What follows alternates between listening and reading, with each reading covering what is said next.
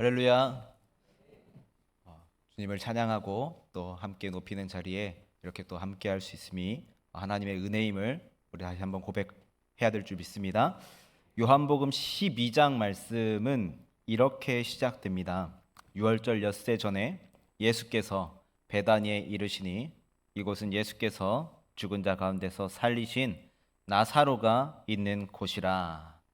아멘. 이 말씀 가운데요, 우리는 두 가지 정보를 살펴볼 수가 있습니다. 그리고 이 말씀 안에 들어가 있는 이 두 가지 정보를 우리는 찾아봐야 되는데, 첫 번째 정보는 뭐냐면 유월절 엿새 전이었다라고 하는 정보입니다. 이 말은 무슨 말이냐면 예수님께서 십자가를 지기 얼마 전에 벌어진 사건임을 우리에게 전해주고 있는 정보입니다.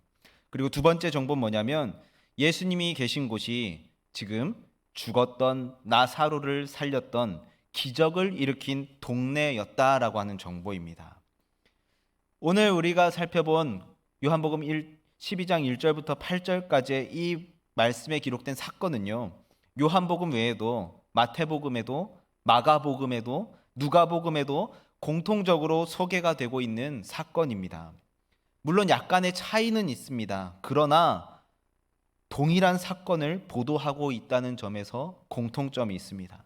마가복음에 따르면 베다니 지역의 나병 환자였던 시몬의 집에서 잔치가 벌어졌다 묘사되고 있습니다.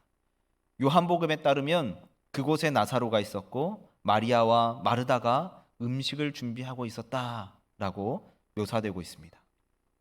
예수님이 그곳에서 수많은 기적과 은혜를 베풀어 주신 것에 감사했기 때문에 지금 이곳에 사람들이 몰려와 있고 그 예수님을 보기 위해서 지금 많은 사람들이 예수님과 함께하고 있습니다. 이곳에서는 나사로가 살아나는 기적이 일어났었고 또한 시몬이라고 하는 사람이 치유되는 일이 일어났는데 얼마나 감사, 기쁨이 넘쳐났겠습니까? 그런데 조금 과도한 모습이 이 사건에서 포착이 됩니다. 어떤 한 여인이 예수님께 다가오는데 예수님께 나와서 향유를 붓는 모습, 그 여인의 행동에 많은 사람들이 당황합니다. 그녀가 부은 향유의 가치가 어마어마했기 때문입니다. 오늘 말씀에는 그 향유의 가치가 300데나리온의 가격을 지녔음을 우리에게 전해주고 있는데 요한복음에 따르면 당시 가룟 유다가 이 장면을 목격하면서 이렇게 그 여인에게 꾸짖는 내용이 나옵니다. 요한복음 12장 5절을 세번역 성경으로 제가 다시 한번 들려드리겠습니다. 이 향유를 300데나리온에 팔아서 가난한 사람들에게 주지 않고 왜 이렇게 낭비하느냐. 300데나리온이라고 하는 그 당시의 이 화폐의 가치는 당시에 300일 동안 일해야 얻을 수 있는 소득이었습니다. 오늘날로 따지면 어떤 개념일까요? 어떤 한 사람의 1년치 연봉에 해당하는 금액입니다. 많은 사람들이 이 여인의 행동을 보면서 생각했던 건 이런 겁니다. 도대체 저 사람이 무슨 생각으로 이 300데나리온의 가치가 있는 그 물건, 그러니까 여기서는 향유겠죠? 향유를 저렇게 정말 허망하게 소비해버리는가? 킹 제임스 성경에 따르면 당시 사용된 나드 향유는 스파이크 나드라고 하는 식물로 만들어진 기름으로 알려져 있습니다. 이 스파이크 나드라고 하는 식물은요, 히말라야 지방에서 나는 식물인데 그 식물을 가공해서 얻어지는 향유입니다. 그 당시에 그 그 품목 중에 가장 고귀한 향으로 알려져 있었던, 정말 구하려고 해도 쉽게 구할 수 없는 그런 향이었습니다. 오늘날로 따지면 뭐 샤넬 넘버 5나 뭐 그런 어떤 좀 이름 알려진 좀 값비싼 어떤 브랜드의 유명한 향수들 있잖아요. 그런 최고급 향수라고 표현할 수 있을 것 같습니다. 정말 아주 소량, 정말 한두 방울 정도만 사용해도 향이 막 주변으로 가득 퍼질 정도로 그렇게 향이 좋은 값비싼 물건이었습니다. 그런 물건을 이 마리아라고 하는 여인은 왜 예수님께 단번에 부어버렸을까요? 그렇게 할 필요까지 있었을까 하는 겁니다. 또 하나는 이 사건이 벌어진 장소가 어디냐면 바로 베단이었다라고 하는 겁니다. 이 베다니는 도시가 아닙니다. 시골 동네 중 하나로 서민들이 모여 살던 지역입니다. 예수님께서 들어서신 곳은 나병 환자였던 시몬이 살고 있는 집이었고요. 그렇게 서민들이 정말 가득가득 모인 그 자리에서 예수님은 지금 식사를 이들과 함께 나누고 계십니다. 그런 상황에서 그 값비싼 향유를 부을 필요가 있었느냐 하는 겁니다. 만약 저였다면요, 제가 만약 그 여인이었다면 저는 그 향유를 팔아서 그 판 돈을 가지고 예수님께 필요한 게 무엇일까 생각해 보면서 예수님에게 필요한 것을 해드렸을 것 같습니다. 이를테면 옷을 마련해서 옷을 해드리거나 아니면 좋은 신발을 마련해서 신발을 드리거나 말이죠. 아니면 향유를 판 돈을 그냥 가난한 사람들을 위해 써달라고 예수님께 드렸을 것 같습니다. 왜냐하면 그것이 효율적인 방법이기 때문이지 않을까요? 우리가 이렇게 생각하는 데는요, 세상의 원칙이 우리 안에 있기 때문입니다. 현대 사회를 움직이는 법칙 중에 하나는 경제의 법칙입니다. 그 경제의 법칙이 무엇을 할 때 또는 무엇을 살 때에 적용이 되지요. 이것이 얼마나 효과가 있을까? 이것이 얼마나 필요가 있을까라는 질문을 우리 스스로 하면서 말이죠. 경제적인 가치를 따지기 시작합니다. 그리고 그 가치에 따라서 우리는 어떠한 선택을 합니다.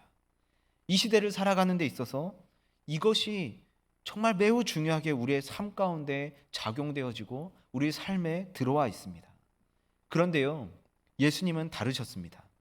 우리가 이해하지 못하고 세상 사람들도 이해하지 못한 마리아의 행동에 예수님은 어떻게 반응하십니까? 칭찬을 아끼지 않으셨습니다. 마가복음 14장 6절 말씀에서 예수님께서 뭐라고 말하시냐면, 가만두라, 너희가 어찌하여 그를 괴롭게 하느냐, 그는 내게 좋은 일을 하였느니라. 그리고 이런 말씀도 하셨습니다. 마태복음 26장 13절 말씀에, 내가 진정으로 너희에게 말한다, 온 세상 어디에서든지 이 복음이 전파되는 곳에 이 여자가 한 일도 전해져서 그를 기억하게 될 것이다. 복음이 전파되는 곳마다요, 이 여인의 이야기가 전해질 거라는 이 예수님의 말씀이 어떻습니까? 오늘까지도 전해지고 있잖아요. 마치 이 여인의 행동이, 그리고 오늘 기록된 이 여인의 사건이 오랫동안 기억되고 전파될 거다라고 예수님은 그 당시에 이미 말씀하셨습니다. 예수님께서 마리아를 칭찬하신 그 이유, 그것은요, 세상의 어떤 경제적인 관점에 따른 것이 아니라 그냥 예수님을 향한 그냥 맹목적인 사랑에서 시작된 헌신이었기 때문에 예수님께서는 마리아의 행동을 칭찬하셨습니다. 마리아가 예수님을 위해서 거래를 하고자 이런 행동을 했다면 예수님께서 아마 이런 말씀하지 않으셨을 겁니다. 예수님에게 잘 보이고 싶어서 이런 행동을 했다면요, 예수님은 그 여인의 행동에 대해서 아무런 이야기도 하지 않으셨을 겁니다. 마리아는, 이 여인은요, 자신의 오빠를 살려주신 예수님께 너무나 감사하는 마음이 있었습니다. 정말 그 어떤 거라도 해주고 싶은 마음이 이 여인 가운데 있었습니다. 그래서 자신이 드릴 수 있는 가장 최고의 것이 무엇이 있을까? 그래, 내가 드릴 수 있는 최고의 것 바로 이 향유네. 그래서 그 최고의 것인 향유를 예수님께 부어 바친 겁니다. 여러분, 우리도 살면서 이런 경험할 때가 있지 않으십니까? 어떤 때인가요?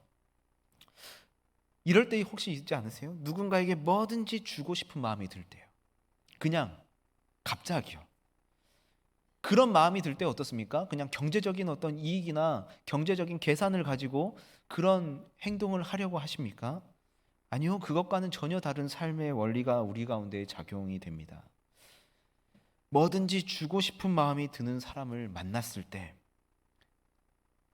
그냥 나도 모르게 그냥 주고 싶은, 그리고 주게 되는 그런 경험, 우리는 누구나 한두 번씩 가지고 있을 겁니다. 그래서 그 사람이 어쩌면 지금 현재 남편이 되셨을 수도 있을 것 같고요. 그 사람이 어쩌면 지금 현재 내 아내가 되어서 같이 살고 있기도 할 것입니다. 너무나 고귀하여서 잃고 싶지 않은 사람, 내가 어떤 것을 주고서라도 내 옆에 두고 싶은 사람, 그 사람이 우리 주변에 한두 명씩 있을 것입니다. 그 이후에 우리에게 나타나는 모습이 있습니다. 그것은 바로요, 헌신입니다. 여러분, 내 가족 중에 만약에 건강 악화 때문에 어떤 병이 생겼다고 한번 생각해 봅시다.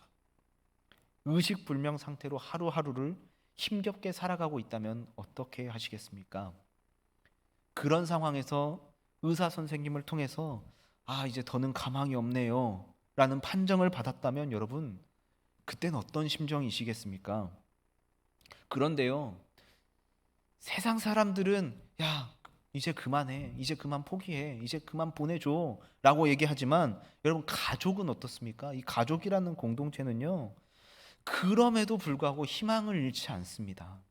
수천만 원이 들어도 수억 원의 비용이 든다 하더라도요, 가족을 포기할 수 있는 게 아니거든요.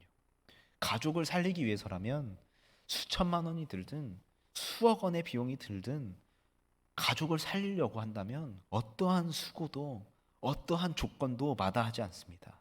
이것이 가족이라는 공동체 아닙니까? 어떻게 보면요, 가족에게는요, 무조건 그냥 아무것도 생각하지 않고 그냥 투자합니다. 이 손에 따지지 않고요, 그냥 헌신합니다. 때로는 이런 모습을 보면서 주변에서 야, 너 왜 그렇게 미련하게 살아? 라고 얘기할 수 있습니다. 하지만요, 가족이라는 공동체는요, 끈끈한 사랑이 있기 때문에 절대적으로 헌신합니다. 요즘 젊은 부부일수록 이런 것들이 많이 사라져가고 있는 그런 시대인 것 같습니다. 그러나 오늘 말씀을 통해서 우리 초대교회 안에 모든 성도님들의 가정에는 이런 모습이 가득하기를 주님의 이름으로 간절히 축복합니다. 마리아가 예수님에게 이런 모습을 보여주었습니다. 그래서 예수님은 그런 마리아의 모습을 보고요, 칭찬했고요. 예수님께 대한 그냥 무조건적인 사랑에 근거한 마리아의 이 소중한 낭비, 고귀한 낭비를 예수님께서는 지지해 주셨고 소중히 생각하셨습니다.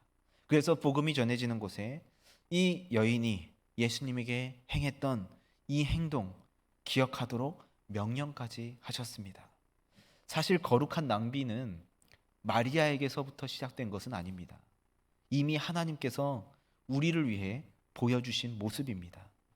하나님께서 만약에 우리를요, 어떤 이익을 계산하시면서 뭐 손해들을 막 살펴보시면서 우리를 대했다면, 어떤 경제적인 논리나 관점을 가지고 대하셨다면 우리는 과연 어떻게 되었을까요? 이미 일찍부터 우리를 포기하고 다른 존재를 만드셔도 전혀 이상하지 않으실 분이 바로 하나님이십니다. 왜냐하면 어떤 한편에서 보면요, 그것이 하나님에게는 훨씬 더 경제적이고 훨씬 더 수월하기 때문에 그렇습니다. 그러나 하나님은 우리를 그런 관점으로 대하지 않으셨습니다.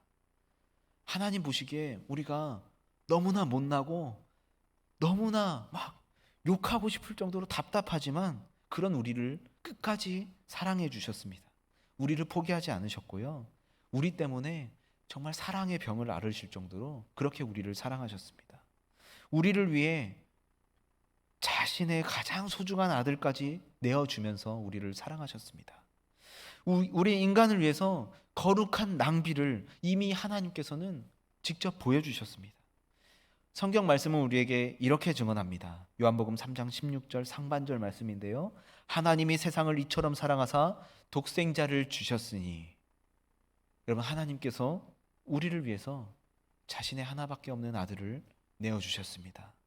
그 이유를 분명하게 이렇게 우리에게 전해주십니다. 너희를 위한 내 사랑 때문이야 라고 말이죠.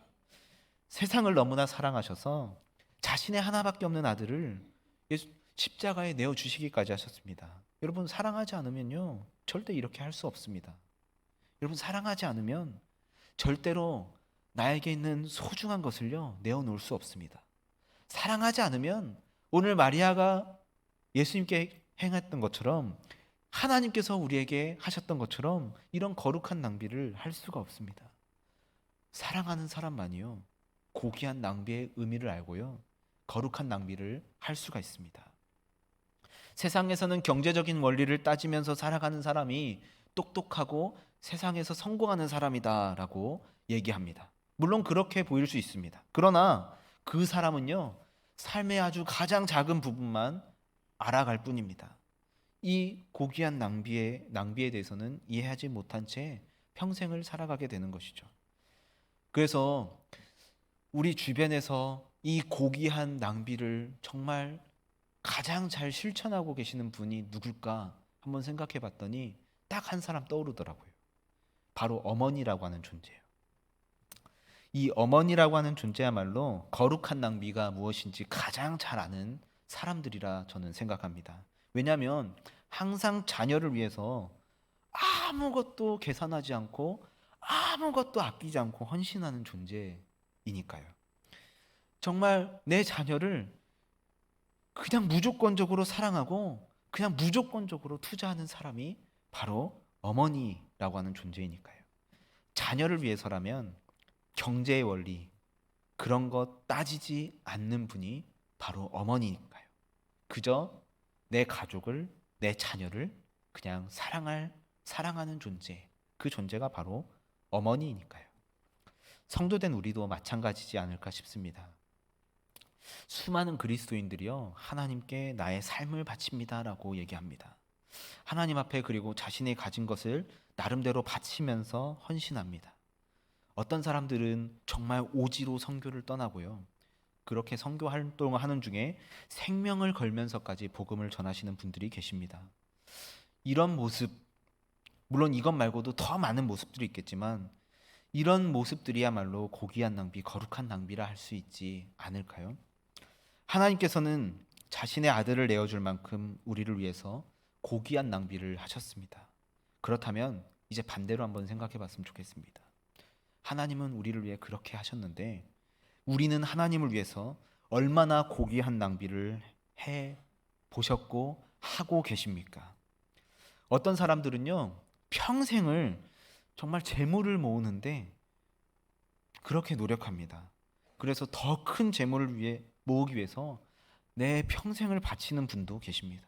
그런데 그렇게 재물을 모으고서 어떤 그 사람들의 이후에 어떤 수십 년 이후의 삶을 돌아보니 재물을 제대로 사용해 보지도 못하고 또는 모은 것을 다 써보지도 못하고 그렇게 세상을 떠나는 사람들이 참 많이 있음을 우리는 보게 됩니다. 얼마나 많은 재물을 가지고 있느냐, 그것이 중요한 문제가 아닙니다. 얼마나 많은 재물을 모았느냐, 그것도 중요하지 않습니다. 세상에서 얼마나 많은 명예를 쌓았냐, 얼마나 많이 내 이름을 알렸냐, 그것도 중요하지 않습니다. 그 재물을 내가 사용할 수 있는가, 그 재물을 그렇다면 언제 사용할 것인가, 이것이 중요합니다. 우리에게 주어진 옥합을 깨트릴 믿음, 그 믿음이 우리 안에 있기를 간절히 소망합니다. 우리 삶에 아름다운 소비가 있었으면 좋겠고 거룩한 낭비가 있기를 주님의 이름으로 축복합니다.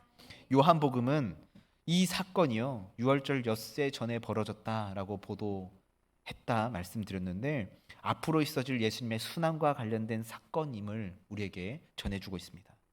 이 직전에 요한복음 11장 57절에서는 다음과 같은 내용이 기록되어 있습니다. 이는 대제사장들과 바리새인들이 누구든지 예수 있는 곳을 알거든 신고하여 잡게 하라 명령하였음이러라. 아멘. 예수님이 곧 붙잡히게 될 어떤 정황에 대해서 우리에게 전해주고 있는 것입니다. 외부적으로도 이미 예수님을 붙잡기 위한 사람들이 정말 많이 있었습니다. 내부적으로는 가룟 유다라고 하는 사람이 예수님을 어떻게 하면 넘길 수 있을까 기회를 엿보고 있는 상황입니다. 이 모든 것을 예수님은 알고 계셨습니다. 이 모든 것을 알고 계셨던 그 예수님의 마음은 얼마나 착잡하고 얼마나 쓸쓸했을까요? 이제 예수님은 예루살렘으로 가시게 되면요, 죽음을 맞게 되는 그런 상황입니다. 예루살렘에 올라가서 제자들과 마지막 식사를 나누셨다 하는데 지금 베다니에서 예수님께서 정말 가난한 서민들과 함께 그렇게 하고 있는 이 식사 또한 어쩌면 이 베다니에 있는 사람들에게는, 베다니에 몰려온 사람들에게는 마지막 식사입니다. 그 자리에 마리아와 마르다, 나사로와 시몬 등 예수님께 은혜를 입은 수많은 사람들이 모여 있었는데, 이제 예수님께서 이곳을 떠나면 이들도 예수님과 마지막입니다. 더는 예수님을 만날 수 없는 것이죠. 마리아가 이 사실을 알았는지는 알 수는 없지만 그녀는 정말 마지막 때에 예수님께 나왔습니다. 마지막이 될 순간에 예수님께 자기가 가진 가장 소중한 것을 쏟아 부었습니다. 다른 복음서와는 다르게 요한복음에서는 마리아가 예수님의 발에 향유를 부었다라고 표현합니다. 그리고 자신의 머리털을 가지고 예수님의 발을 닦았다라고 묘사합니다. 어떻게 생각해 보면 참 이해하기 어려운 그런 장면입니다. 또한 너무나 이 장면이 자세히 묘사되어 있어서 놀랍기도 합니다. 그런데 이 장면을 조금 더 자세히 들여다보게 되면 우리가 마주하게 되는 사실이 하나 있습니다. 그것은 뭐냐면 이 마리아가 예수님께 한 이 행동은 왕을 향한 복종의 모습이었다라고 하는 겁니다. 그 당시 황제 앞에서 선 신하들이 황제에게 보여주는 모습이 바로 마리아가 예수님에게 보여준 모습입니다. 황제 앞에 신하들이 내가 당신께 온전한 헌신을 하겠습니다 라고 할 때 취하는 자세였습니다.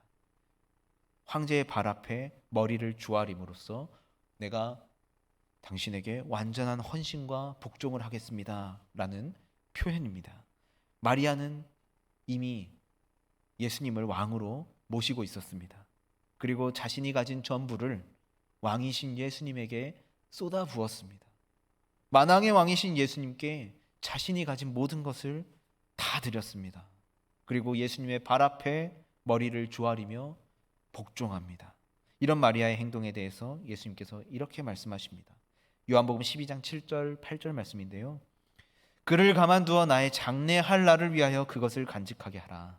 가난한 자들은 항상 너희와 함께 있거니와 나는 항상 있지 아니하리라 하시니라. 아멘. 예수님의 마지막 길에 마리아는 고귀한 헌신, 고귀한 낭비를 하였습니다. 가장 결정적인 순간에 말이죠. 그래서 예수님께서도 마리아에게 너는 나의 장례를 준비하였다라고 하면서 칭찬하신 것입니다. 여러분, 사랑하는 성도님들, 그리고 육려전도의 회원 여러분, 우리는 언제 옥합을 깨트릴 수 있을까요? 예수님께서는 이미 승천하셔서 세상에 계시지 않는데, 우리 눈에 보이지 않는데 말이죠. 주님이 다시 오실 날에 우리가 옥합을 깨트릴 기회가 혹시 있을지 그것도 알 수 없는데 말이죠. 그렇다면 언제 우린 옥합을 깨트려야 하겠습니까? 누구를 위해서, 누구를 향해서 옥합을 깨트려야 되겠습니까? 소비와 경제의 관점에서, 그리고 정치와 사회 관점에서 요즘 기독교에 대한 비판이 참 많이 거세지고 있습니다. 교회라고 하는 이곳은 더 이상 희망 없는 곳인 것처럼 이야기되고 있는 현실입니다. 그러나 바로 이런 때에 하나님께서는 예수님의 발 앞에 옥합을 깨뜨린 마리아와 같은 사람을 찾고 계십니다. 마지막 순간 마리아가 예수님께 옥합을 깨뜨렸던 것처럼 우리 또한 교회를 위해서 예수님께서 우리에게 맡겨주신 그 일들을 위해서 고귀한 낭비를 할 수 있어야 합니다. 예수님은 분명히 우리에게 말씀하셨습니다.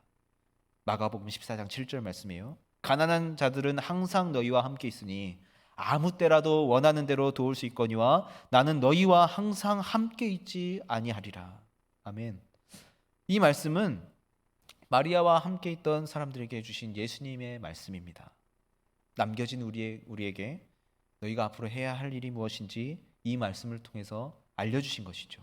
그리고 오늘을 살아가는 우리에게 깨닫게 해주시는 말씀입니다. 가난한 자들, 이들은 항상 우리와 함께 있다 예수님은 말씀하십니다. 바로 이들이 예수님께서 우리에게 도울 수 있도록 기회를 주신 자들이다 라고 말씀하십니다.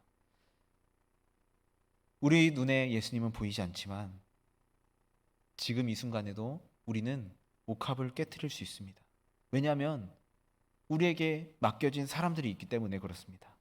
가난한 자들, 어려움을 당하는 사람들, 우리 주변에 정말 도움이 필요한 사람들, 그 사람들은 주님께서 우리에게 맡겨주신 사람들입니다. 그들을 향해 우리는 우리가 가진 옥합을 깨트려야 합니다. 예수님에게 하듯이요. 그들에게 고귀한 낭비를 해야 한다는 것입니다. 우리 주변에 많은 곳에서 다양한 위기로 어려운 시간을 보내는 사람들이 참 많이 있습니다. 그래서 저희가 튀르키예 대지진으로 어려움 겪고 있는 사람들 위해서 모금 특별 작정 헌금도 했잖아요. 그리고 그들을 향해서 우리가 총회 사회부를 통해서 우리가 그들을 돕기 위해서 그 헌금을 다시 올려보내지 않습니까? 그들뿐만 아니라 우리 주변에 살펴보면요, 어려운 시간을 보내는 사람들이 정말 많이 있습니다. 이 시대는 고귀한 낭비가 요구되는 시대입니다. 예수님께서 마리아에게 말씀하셨던 것처럼 오늘 우리에게 동일하게 하시는 말씀이 있습니다. 이 말씀을 전하며 말씀 마치려 합니다. 마가복음 14장 6절 말씀입니다. 그가 내게 좋은 일을 하였느니라. 아멘. 함께 기도하시겠습니다.